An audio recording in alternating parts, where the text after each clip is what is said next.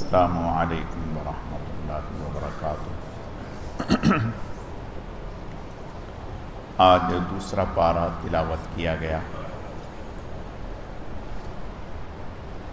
ہم سورہ بقرہ سے شروع کریں گے۔ سورۃ فاتحہ کے بعد سورہ بقرہ یہ مدنی سورت ہے۔ مدینہ میں آپ صلی اللہ علیہ وسلم پر یہ سورت اتری۔ کچھ آیتیں اس کی مکہ میں بھی اتری جو حج سے متعلق تھیں، اور ایک آیت اس کی وَاتَّقُوا يَوْمًا تُرْجَعُونَ فِيهِ إِلَى اللَّهِ یہ سب سے آخر میں اتری۔ اس آیت کے اترنے کے بعد آپ صلی اللہ علیہ وسلم 80 یوم یا 90 دن تک آپ بقید حیات رہے، اس کے بعد آپ کا وصال ہو گیا۔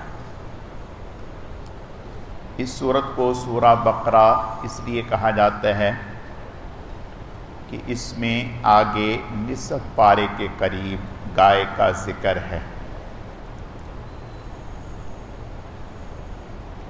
اس سورت کا آغاز حروف مقطعات سے ہوتا ہے۔ ان حروف کے بارے میں علماء نے لکھا کہ اس کا معنی اور مفہوم اللہ اور اس کا رسول ہی جانتے ہیں۔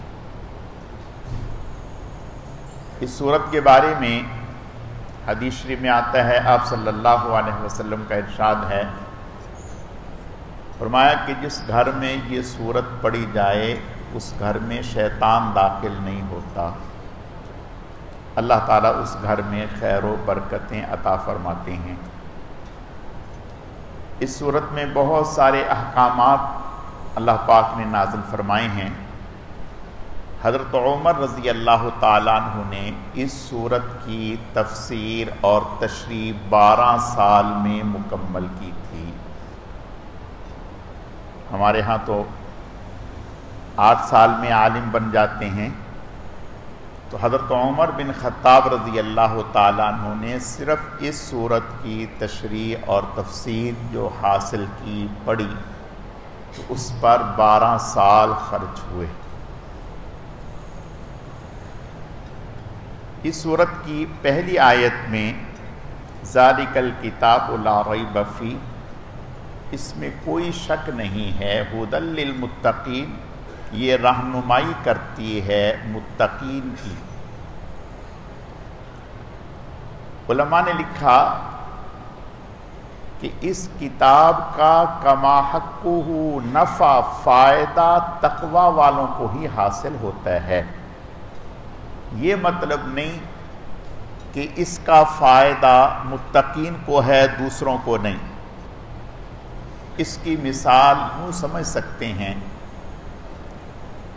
کہ جیسے آسمان سے بارش برستی ہے تو وہ بارش تو سب کے لیے نفع بخش ہے، لیکن جس زمین میں صلاحیت ہوتی ہے، جو زمین اچھی ہوتی ہے، اس زمین کو اس بارش سے نفع حاصل ہوتا ہے، اور جو بنجر زمین ہے اس پر بارش تو برستی ہے، سورج کی دھوپ بھی پڑتی ہے، لیکن اس سے اناج اور غلہ پیدا نہیں ہوتا۔ تو بارش تو یکساں سب کے لیے مفید ہے، لیکن فائدہ اور نفع جو صلاحیت والی زمین ہے اسی نے حاصل کیا، دوسری کو حاصل نہ ہو سکا۔ بالکل اسی طرح سے قرآن پاک تو سب کی رہنمائی کرتا ہے، اس لیے اللہ پاک نے اگلے تیسرے رکوع میں جب شروع کیا تو فرمایا یا ایھا الناس اعبدوا ربکم الذی خلقکم والذین من قبلکم لعلکم تتقون، اے لوگو تم اپنے رب کی عبادت کرو۔ تو اس میں خطاب اللہ تعالیٰ نے صرف ایمان والوں کو نہیں کیا بلکہ سبھی لوگوں کو، وہ کسی بھی مذہب سے تعلق رکھتے ہوں، ہندو ہوں، سکھ ہوں، مجوسی ہوں، کوئی بھی ہو، تو فرمایا تم اپنے رب کی عبادت کرو۔ اب سوال یہ ہے کہ جو کافر ہے، غیر مسلم ہے، وہ اپنے رب کی کیا عبادت کرے گا؟ اس کی عبادت یہ ہے کہ وہ اللہ پر ایمان لے آئے. اس کی سب سے بڑی عبادت یہ ہے کہ وہ اللہ پر ایمان لے آئے. تو اس کتاب کو ہدایت کہا گیا متقین کے لیے. متقین کون ہیں؟ اگلی 5 آیتوں میں اللہ پاک نے متقین کی صفات بیان کی ہیں. الذین یؤمنون بالغیب. پہلی صفت یہ ہے کہ وہ ایمان بالغیب رکھتے ہیں. ایمان کسے کہتے ہیں؟ ایمان کہتے ہیں کسی کے اعتماد پر بن دیکھے کسی چیز کو مان لینا. مثال کے طور پر میں نے کہا کہ یہ دیوار سفید ہے، یہ رومال سفید ہے. آپ نے کہا ہاں بالکل ٹھیک ہے، تصدیق کر دی کہ یہ سفید ہے. تو یہ ایمان نہیں، یہ ایمان نہیں ہے.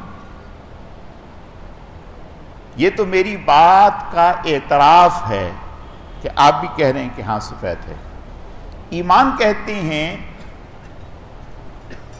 جو چیزیں آنکھ سے نظر نہ آئیں، ہاتھ سے پتہ نہ چلے، زبان سے پتہ نہ چلے، عقل سے پتہ نہ چلے، ان چیزوں کو کسی کے بتلانے پر مان لینا، اس کا نام ایمان ہے. مثلا فرشتے آیا ہیں نہیں ہیں. فرشتے کیا ہوتے ہیں؟ فرشتے مذکر ہیں مؤنث ہیں؟ فرشتوں کی اولاد ہوتی ہے نہیں ہوتی؟ آیا فرشتے ہیں بھی یا نہیں؟ بہت سارے لوگ ایسے ہیں جنہوں نے فرشتوں کا انکار کر دیا. مشرکین مکہ فرشتوں کو اللہ کی بیٹیاں کہتے تھے. تو فرشتوں کا وجود ہمیں اللہ کے نبی نے، قرآن نے بتلایا کہ فرشتے ہوتے ہیں. ہم اپنی عقل سے جاننا چاہیں تو نہیں جان سکتے، آنکھ سے دیکھنا چاہیں تو نظر نہیں آتے، ہاتھ سے پکڑنا چاہیں تو ہمیں پتہ نہیں چلتا.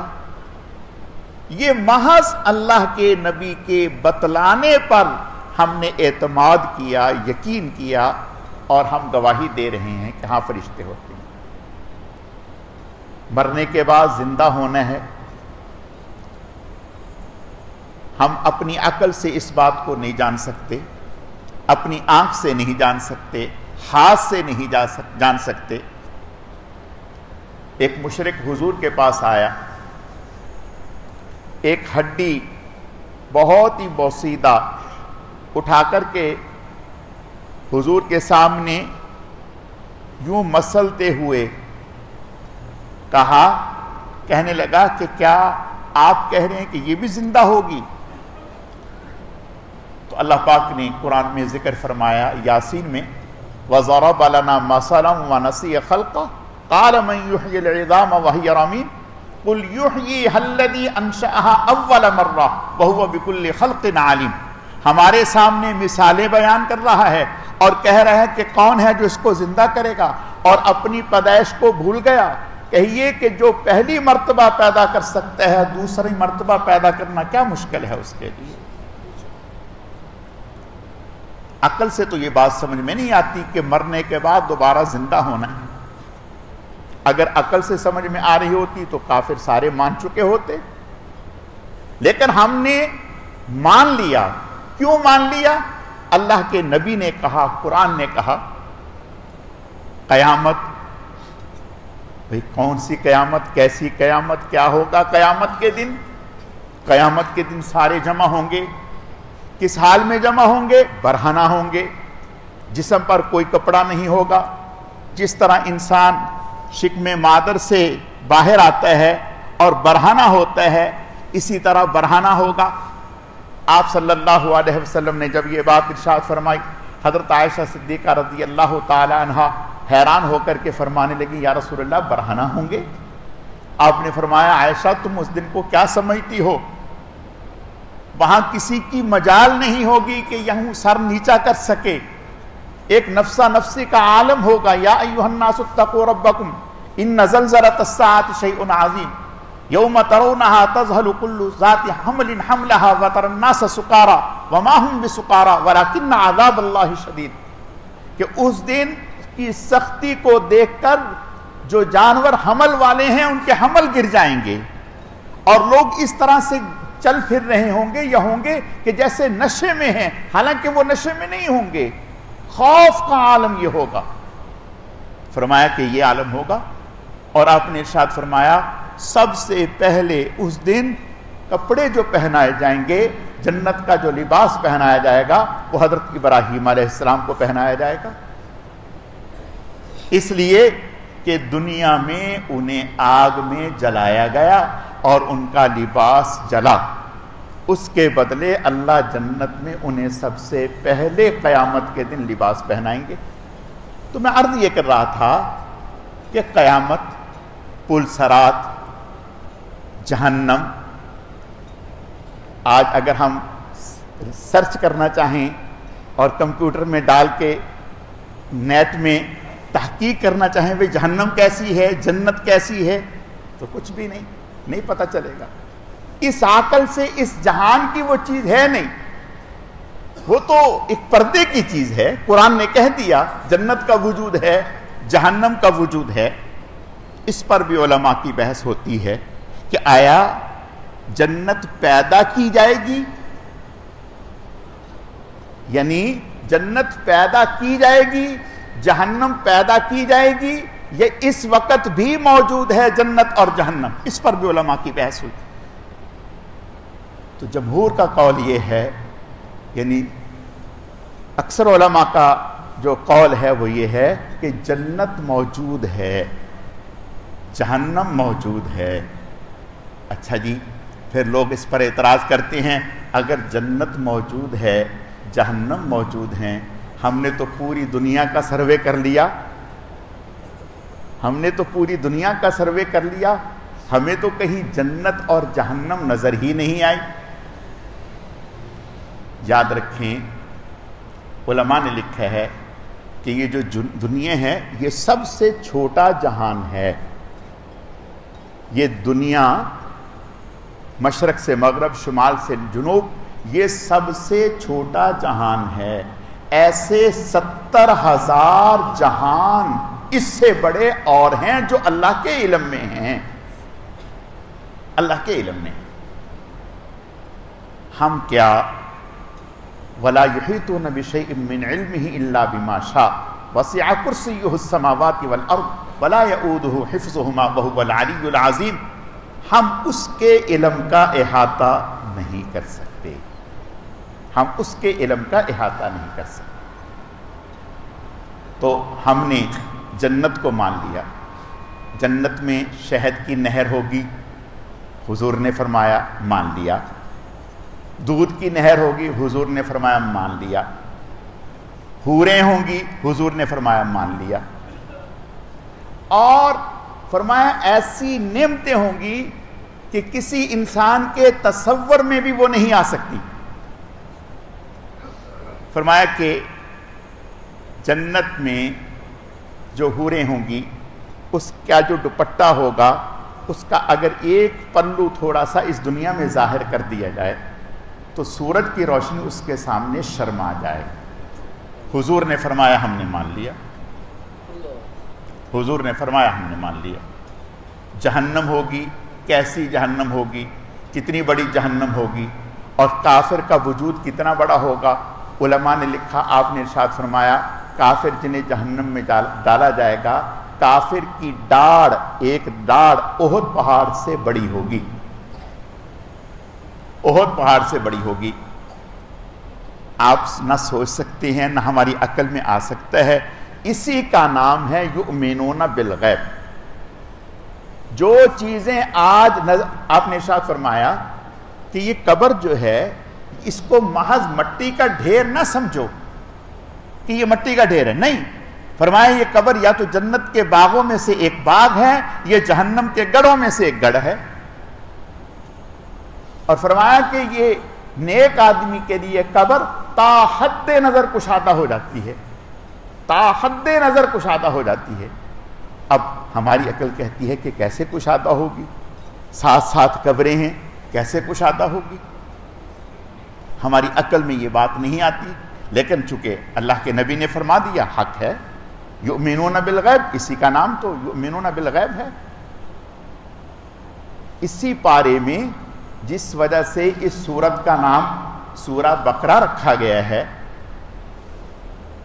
بنی اسرائیل میں ایک شخص قتل ہو گیا، اب پتہ نہیں چل رہا تھا کہ بھی اس کو قتل کس نے کیا، کیوں کیا۔ حضرت موسیٰ علیہ السلام سے کہنے لگے کہ حضرت یہ آدمی قتل ہو گیا اور ہم چاہ رہے ہیں کہ پتہ چلے کہ کسی نے قتل کیا، تو آپ جو ہے اللہ کی بارگاہ میں دعا کریں۔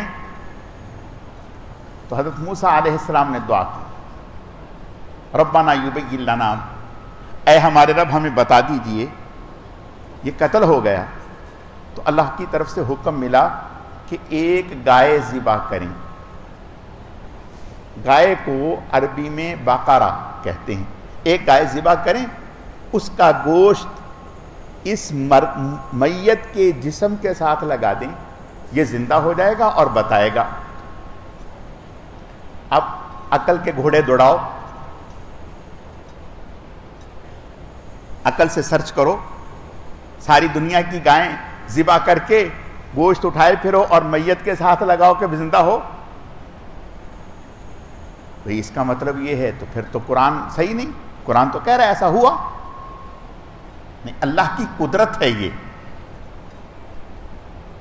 سنت اللہ اور ہے، قدرت اللہ اور ہے۔ یہ اللہ کی قدرت ہے، اللہ کی طاقت ہے، اللہ ایسا کر سکتے ہیں، اور ہوا، قرآن کہہ رہا ہوا، ہم نے مان لیا۔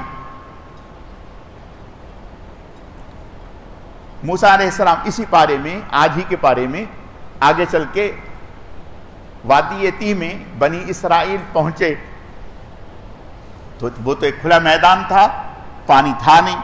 موسیٰ علیہ السلام سے کہنے لگے کہ حضرت پانی ہے نہیں، میدان ہے، کہاں جائیں؟ دعا کریں۔ حضرت موسیٰ علیہ السلام نے وَإِذِ اسْتَسْقَىٰ مُوسَىٰ لِقَوْمِهِ فَقُلْنَا اضْرِب بِّعَصَاكَ الْحَجَرَ فَانْفَجَرَتْ مِنْهُ اثْنَتَا عَشْرَةَ عَيْنًا۔ حضرت موسیٰ علیہ السلام نے دعا کی، اے اللہ پانی کا انتظام کر دیں۔ اللہ نے فرمایا کہ ٹھیک ہے، آپ اپنی لاٹھی پتھر پر ماریں۔ فَقُلْنَا اضْرِب بِّعَصَاكَ الْحَجَرَ فَانْفَجَرَتْ مِنْهُ اثْنَتَا عَشْرَةَ عَيْنًا، لاٹھی ماری 12 چشمے پھوٹ پڑے۔ اب آپ بھی ڈنڈا لے کے گھومیں کہ جو پہاڑ نظر آئے اس پر لاٹھی ماریں، کبھی وہاں ہو گیا تھا یہاں کیوں نہیں؟ معجزہ ہے، نبی کا معجزہ ہے، اللہ کی قدرت ہے۔ اس کو کیا کہتے ہیں؟ یؤمنون بالغیب۔ جب ایسا ہوا آپ نے دیکھا نہیں، میں نے دیکھا نہیں، آپ کی عقل میں آتے ہیں نہیں، میری عقل میں آتے ہیں نہیں۔ آپ ریسرچ کریں، تحقیق کریں کہ ڈنڈا مارنے سے پتھر سے پانی نکلتے ہیں نہیں۔ یؤمنون بالغیب اسی چیز کا نام ہے کہ نبی نے کہہ دیا، قرآن نے کہہ دیا، ہم نے مان لیا۔ عقل، آنکھ انکار کر رہی ہے، ایسا ممکن نہیں۔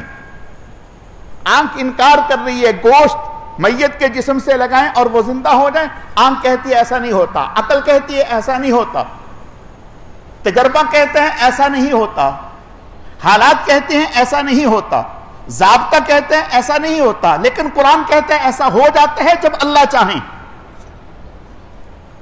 یؤمنون بالغیب مان لیا، اس کا نام ہے یؤمنون بالغیب، کہ نبی کی بات پر آنکھیں بند کر کے آمنا و صدقنا کہہ دینا، سر تسلیم خم کر دینا، اس کا نام ایمان ہے۔ اللہ چاہتے تو حضور علیہ السلام کو معراج رات کی بجائے دن میں کرا دیتے۔ کیوں بھائی؟ آپ صلی اللہ علیہ وسلم تشریف لے جا رہے ہیں آسمانوں پر، ساری دنیا دیکھ رہی ہے، پاکستان سارا ملک ساری دنیا دیکھ رہی ہے، اللہ کا نبی جا رہا ہے، اللہ کا نبی جا رہا ہے. تو پھر ابو جہل میں اور صدیق اکبر میں فرق کیا رہتا؟ نہیں سمجھ میں یہ بات. ابو جہل میں اور صدیق اکبر میں فرق کیا رہتا؟ آنکھوں سے دیکھ کر تو ماننا ہی ہے. آپ آنکھوں سے دیکھ کر کہہ رہے ہیں کہ سفید رنگ ہے، ایمان نہیں ہے. ایمان ہے کہ کسی کی زبان پر یقین کر کے کہہ دینا، اس کا نام ایمان ہے. اور صحابہ اکرام رضوان اللہ علیہم اجمعین کو یہ ایمان حاصل تھا. ایک صحابی، انہیں کسی نے کہا کہ آپ کے گھر میں آگ لگ گئی اور گھر جل گیا. آپ کے گھر میں آگ لگ گئی، گھر جل گیا. وہ کہنے لگے نہیں جلا. انہوں نے کہا میں دیکھ کے آیا ہوں، آگ لگی ہوئی تھی، گھر جل گیا. انہوں نے کہا نہیں جلا. وہ بڑا حیران کہ یہ کیسا شخص ہے.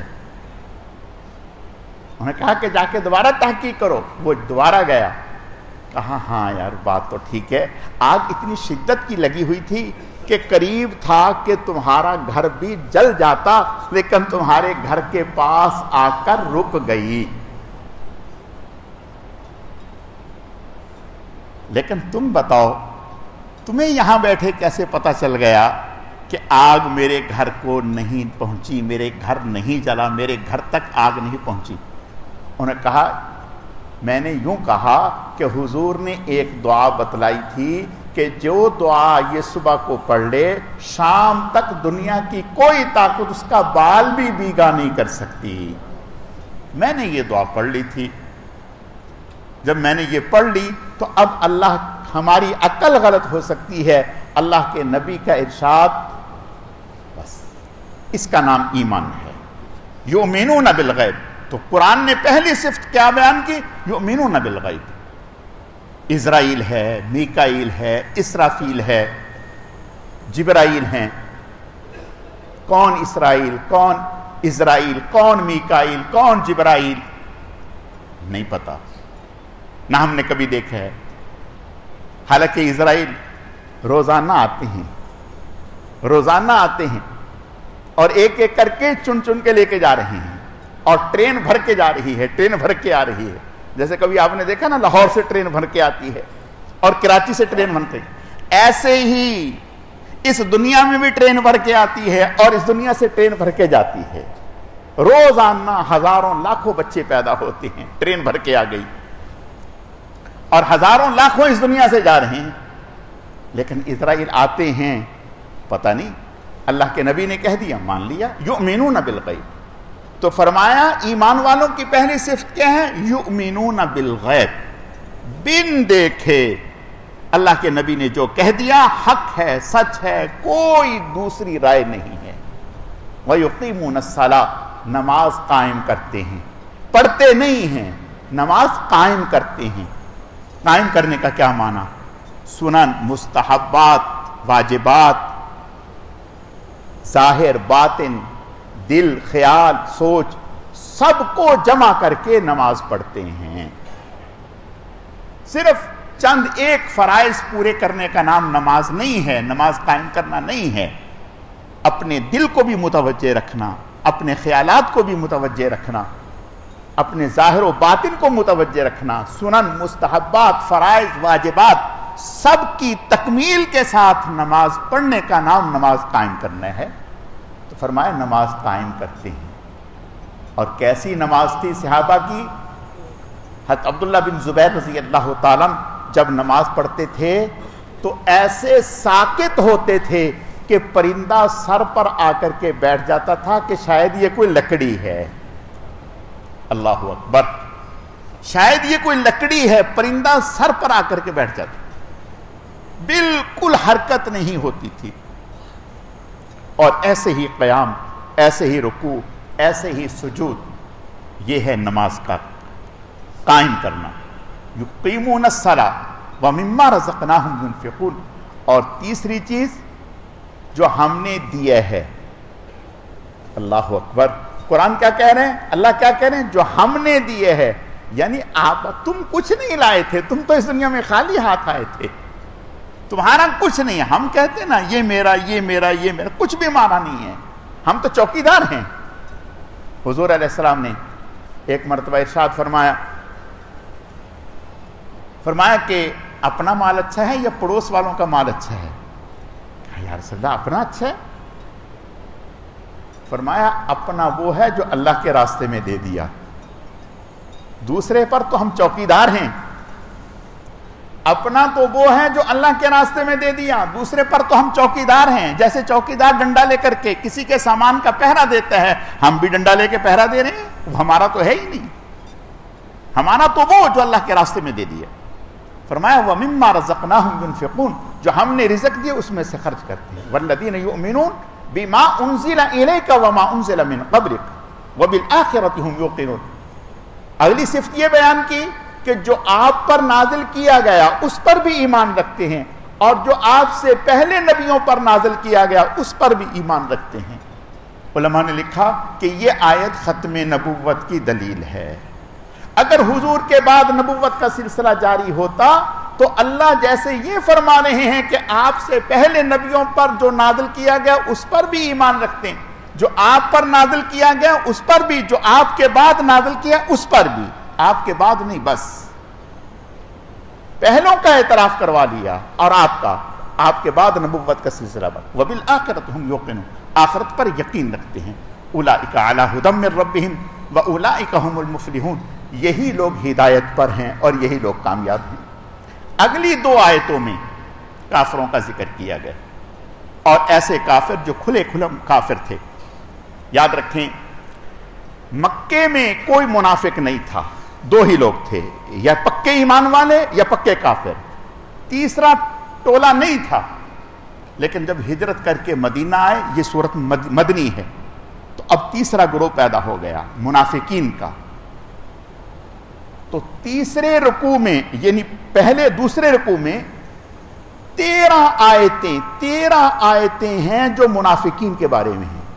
یعنی 5 آیتیں ایمان والوں کے بارے میں، 2 آیتیں کھلم کھلا کافروں کے بارے میں، 13 آیتیں منافقوں کے بارے میں. یعنی منافقوں کا اللہ نے آپریشن کیا اور منافقوں کا پورا کھول دیا. اس سے پتہ چلا کہ منافق زیادہ خطرناک ہے کافر سے. یعنی جس کو ہم اپنی زبان میں کہتے ہیں نا مارے آستین کا سانپ، تو منافقین جو تھے وہ آستین کا سانپ تھے. کیا مطلب؟ وَإِذَا لَقُوا الَّذِينَ آمَنُوا قَالُوا آمَنَّا وَإِذَا خَلَوْا إِلَىٰ شَيَاطِينِهِمْ قَالُوا إِنَّا مَعَكُمْ إِنَّمَا نَحْنُ مُسْتَهْزِئُونَ. جب ایمان والوں سے کہتے ارے پیارو ہم تو تمہارے ہی ہیں، ایمان والوں سے ملتے تو کہتے ہم تمہارے ہیں، اور جب کافروں سے ملتے تو کہتے ان کو بیوقوف بنا رہے تھے. اور اللہ کیا کہہ رہے ہیں؟ یخادعون اللہ والذین آمنوا وما یخدعون الا انفسهم وما یشعرون. وہ یہ لبادہ اس لیے اوڑھ رہے ہیں تاکہ اس لبادے کو اوڑھ کر مسلمانوں کو دھوکہ دیں، فریب دیں، ان کے راز معلوم کریں اور مسلمانوں کے اندر کے مفادات حاصل کریں. اللہ فرماتے ہیں کہ وہ ایمان والوں کو دھوکہ نہیں دے رہے، در حقیقت وہ اپنے آپ کو دھوکہ دے رہے ہیں. سم بکم عمی فہم لا یرجعون. اللہ فرماتے ہیں اندھے ہیں، بہرے ہیں، گونگے ہیں. کیا مطلب؟ جانور اس سے بھی اتنی شعور ہوتا ہے، اگر جانور کو آپ چارہ دکھائیں تو بھاگ کے آئے گا، ڈنڈا دکھائیں تو ڈر کے بھاگے گا. اتنا شعور جانور بھی رکھتے ہیں. اللہ فرماتے ہیں سم بکم عمی فہم لا یرجعون. گونگے ہیں، بہرے ہیں، اندھے ہیں، کہ یہ ساری چیزیں دیکھنے کے باوجود، قرآن دیکھنے کے باوجود، جبرائیل کا آنا دیکھنے کے باوجود، آسمانوں پر چاند کا 2 ٹکڑے ہونا دیکھنے کے باوجود،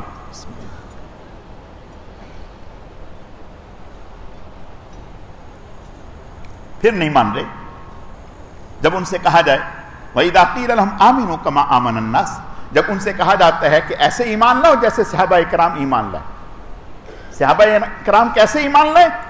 نبی نے کہا دن ہے تو کہا دن ہے، نبی نے کہا رات ہے تو کہا رات ہے، نبی نے کہا ادھر لشکر ہے، دیکھا نہیں، نبی نے کہہ دیا لشکر ہے۔ اللہ اکبر! خدا کی قسم صحابہ کا ایمان کیا ایمان تھا۔ ایک کافر سے آپ نے جانور خریدا، سودا ہو گیا، بعد میں اس کافر کو اچھی آفر آ گئی، اس کی نیت میں فطور آ گیا۔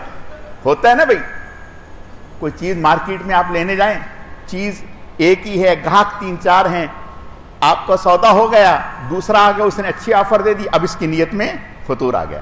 تو کافر کی نیت میں فطور آ گیا، کیا کہنے لگا؟ حضور سے کہنے لگا کہ گواہ لاؤ، میں نے آپ کو بیچا ہے۔ حضور نے فرمایا میاں کیا کر رہے ہو؟ آپ تو میرے سے زبان کر چکے ہو، مجھے بیچ چکے ہو، اب دوسرے کے ہاتھ سے بات کر رہے ہیں؟ اس نے کہا گواہ لاؤ، گواہ لاؤ کہ میں نے تمہیں بیچا ہے، یعنی میں نے تو تمہیں نہیں بیچا۔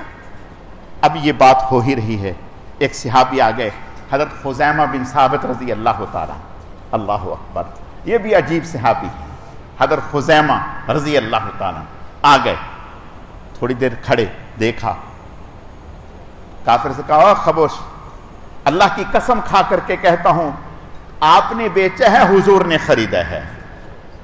کافر یہ سن کر کے مبہوت ہو گیا اور لاجواب ہو گیا۔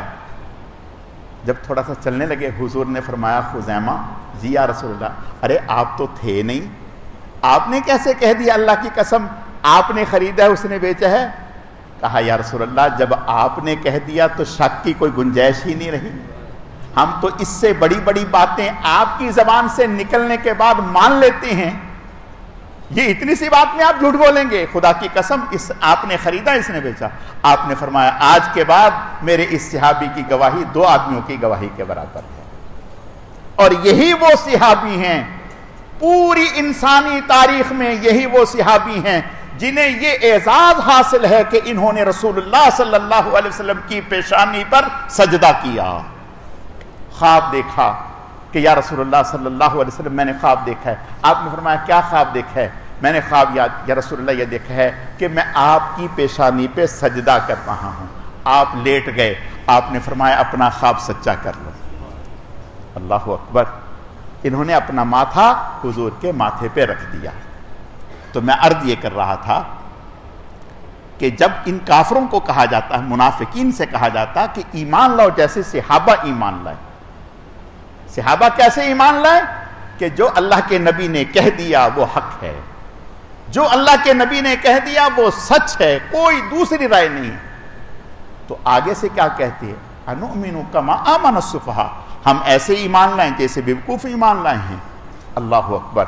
انہوں نے، کافروں نے، بدبختوں نے صحابہ کو بیوقوف کہا۔ ابھی حضور نے تو کچھ نہیں کہا، ابھی آپ نے تو سن لیا، لیکن اللہ سے برداشت نہیں ہوا۔ الا انہم هم السفہاء ولکن لا یعلمون، خبردار یہی بیوقوف ہیں لیکن جانتے نہیں۔ جو صحابہ کو بیوقوف کہے گا اس کے جواب میں اللہ میدان میں آ جائیں گے، پہلے اللہ پھر حضور میدان میں آئیں گے۔ فرمایا کہ خبردار یہی بیوقوف ہیں لیکن جانتے نہیں۔ اگلی آیتوں میں وَإِن كُنتُمْ فِي رَيْبٍ مِّمَّا نَزَّلْنَا عَلَىٰ عَبْدِنَا، کافر یہ کہتے تھے کہ حضور علیہ السلام خود بنا کر کے لے آئے ہیں یہ قرآن پاک۔ اللہ فرماتے ہیں کہ اگر شک ہے اس بات میں کہ یہ جو ان پر حضور پر اتارا گیا ہے یہ اللہ کا کلام نہیں ہے، فاتو بسورۃ من مثلی، تم بھی اس جیسی کوئی صورت بنا کے لے آؤ۔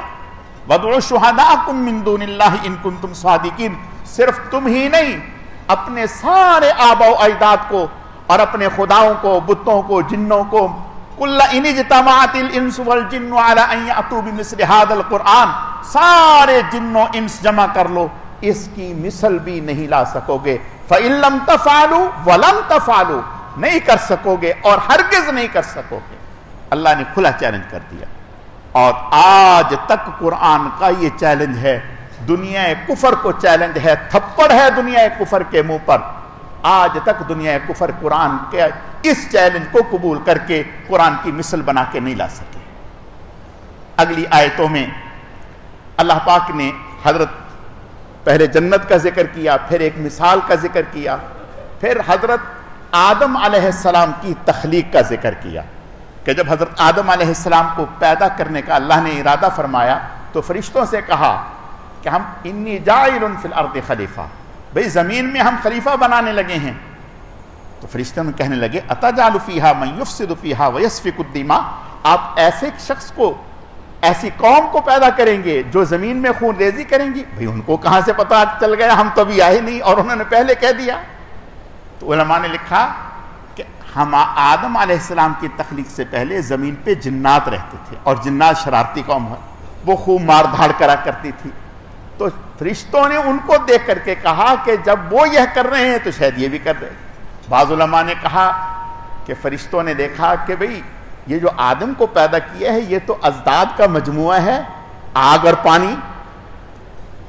بنی آدم میں آگ بھی ہے، پانی بھی ہے، مٹی بھی ہے، ہوا بھی ہے، یہ تو ازداد کا مجموعہ ہے، یہ کیا گل کھلائیں گے؟ تو بہرحال اللہ پاک نے فرمایا کہ ٹھیک ہے، وَعَلَّمَ آدَمَ الْأَسْمَاءَ كُلَّهَا ثُمَّ عَرَضَهُمْ عَلَى الْمَلَائِكَةِ. کچھ چیزوں کے نام اللہ پاک نے، کچھ چیزوں کی تعلیم حضرت آدم کو بھی دی، فرشتوں کو بھی، لیکن فرشتے اس کو ضبط نہ کر سکے، محفوظ نہ کر سکے. حضرت آدم علیہ السلام نے اس کو محفوظ کر لیا، اور جب اللہ نے فرمایا کہ بتلاؤ بھئی، فرشتے جواب نہ دے سکے، حضرت آدم علیہ السلام نے جواب دے دیا. علمی برتری حاصل ہو گئی حضرت آدم علیہ السلام. یہ تو علمی تھی، پھر اللہ نے عملی برتری بھی ثابت کر دی. ان سب سے کہا کہ سجدہ کرو بھائی، آدم کو سجدہ کرو. سب نے سجدہ کیا، لیکن شیطان اٹک گیا، کہا کہ میں تو نہیں کر رہا. بھئی کیوں؟ خلقتہ من نار وخلقتہ من طین، مجھے آپ نے آگ سے پیدا کیا، انہیں آپ نے مٹی سے پیدا کیا ہے، میں تو اونچا ہوں ان سے. تو شیطان ملعون ہو گیا. اس نے یہ نہیں دیکھا کہ حکم کس کا ہے، حکم کس کا ہے. تو اللہ پاک نے شیطان کو نکال دیا اور آدم علیہ السلام سے فرمایا کہ اب تم مزے سے جنت میں رہو. اگلے نصف رکوع تک، بلکہ اس سے بھی آگے،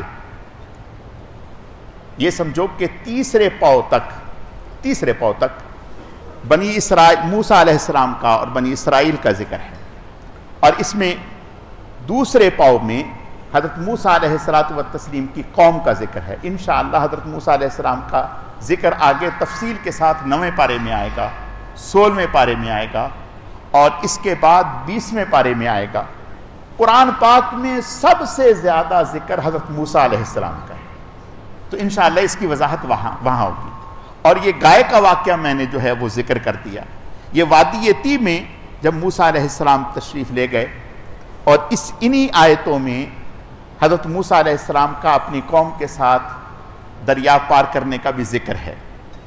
تو اس کے بعد جب وادی طی پہ پہنچے تو قوم کہنے لگی کہ حضرت اب تو ہم فارغ ہیں، کام وام تو کچھ ہے نہیں، تو آپ اللہ تعالیٰ سے کہیں کہ بھئی ہمارے لیے کوئی دستور حیات بھیجیں. حضرت موسیٰ علیہ السلام اللہ تعالیٰ کی مشیت سے کوہ طور پر تشریف لے گئے اور کہہ کے گئے وَوَعَدْنَا مُوسَىٰ 30 لَيْلَةً، 30 راتوں کا وعدہ کر کے گئے کہ 30 دن کے بعد واپس آئیں گے. 30 وہاں پہنچے، 30 روزے رکھے. اللہ نے فرمایا روزے رکھو. 30 روزے رکھے. اب 30 روزے پورے کرنے کے بعد اللہ سے ہم کلامی ہونی تھی اور کتاب ملنی تھی. تو حضرت نے تیاری کر کے مسواک کر لی تاکہ میرے منہ سے جو ایک مسلسل، اور حضرت کا یہ روزہ رکھنا کھانے پینے سے نہیں تھا، بالکل فاقے سے تھا. 30 دن، اور یہ نبی کی ہی طاقت ہو سکتی ہے، نبی ہی کی طاقت ہو سکتی ہے. تو حضرت نے مسواک کر لی. جب مسواک کر لی تو اللہ پاک نے فرمایا موسیٰ یہ کیا کیا آپ نے؟ یہ تو 30 روزے ہم نے اس لیے رکھوائے تھے کہ اس 30 روزوں کی برکت سے جو آپ کے منہ میں ایک خاص قسم کی چیز پیدا ہوگی، یہ ہمیں کستوری اور عنبر سے بھی زیادہ محبوب ہے. آپ نے اس کو ختم کر دیا. اللہ اب اور 10 دن اور ٹھہریں، 10 اور روزے رکھیں. یہ دیکھو، یہ محبت کی باتیں ہیں. یہ محبت کی، جس سے پیار ہوتا ہے اس کو کسی نہ کسی بہانے سے روک لیا جاتا ہے. یہ طے ہے. اس کی کوئی چیز چھپا دی، کسی نہ کسی طریقے سے روک لیا کہ یہ اور ٹھہر جائے. اور جس کو پیار نہیں، جس سے تعلق نہیں ہوتا، وہ وہاں واش روم میں استنجا کر کے بھاگ جائے گا باہر، مسجد میں نہیں آئے گا. آپ نے بہت سارے لوگوں کو دیکھا بھاگے بھاگے آئیں گے، اور واش روم میں گئے، مسجد میں آ گئے. اس سے زیادہ خطرناک کیا بات ہے؟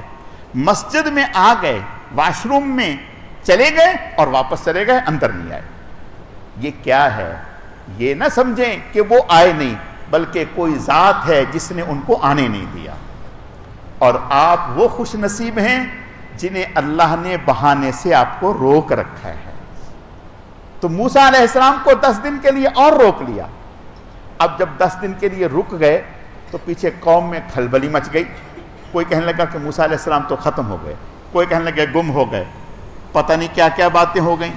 ایک سامری شخص تھا، اس نے قوم سے کہا کہ تم چھوڑو موسیٰ کو، میں تمہارے لیے، جو تم وہاں سے آئے تھے تو تمہارے پاس فرعونیوں کے سونے چاندی کے زیورات تھے، وہ زیورات امانت تھے تمہارے پاس، تمہارے لیے تو حلال نہیں ہیں، تو لہٰذا وہ میرے حوالے کرو، میں ان کا ایک بچڑا بناتا ہوں اور وہ تمہارا خدا ہوگا، اس کی عبادت کرنا.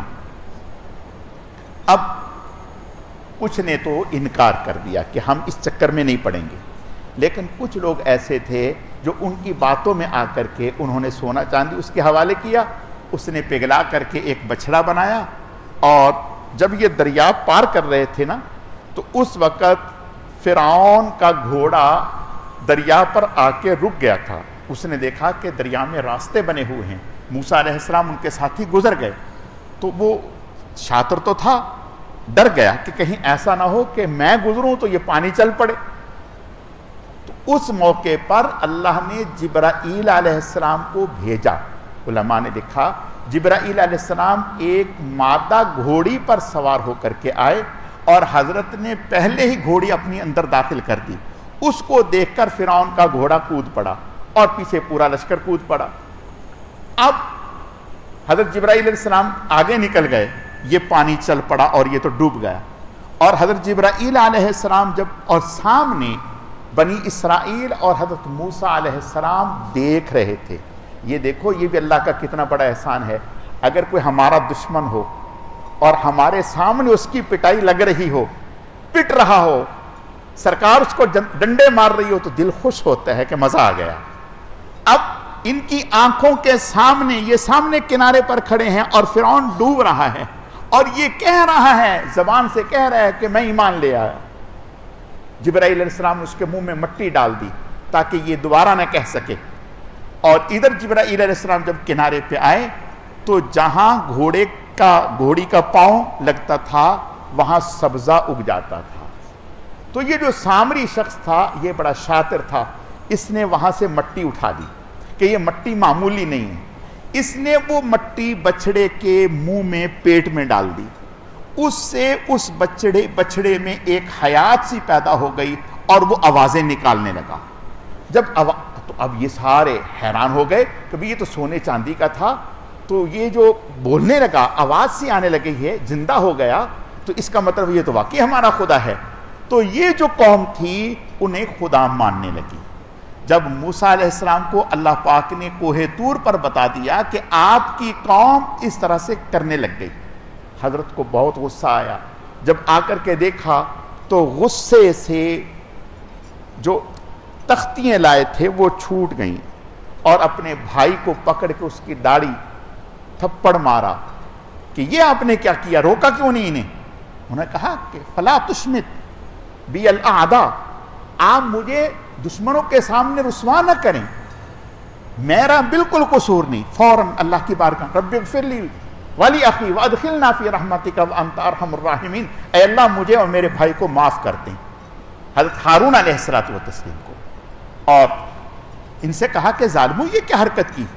اب انہوں نے کہا کہ اچھا ہم معافی مانگتے ہیں. کہا کہ ایسے معافی نہیں ہوگی. پھر ان کی توبہ قبول کی. کیسے توبہ قبول کی؟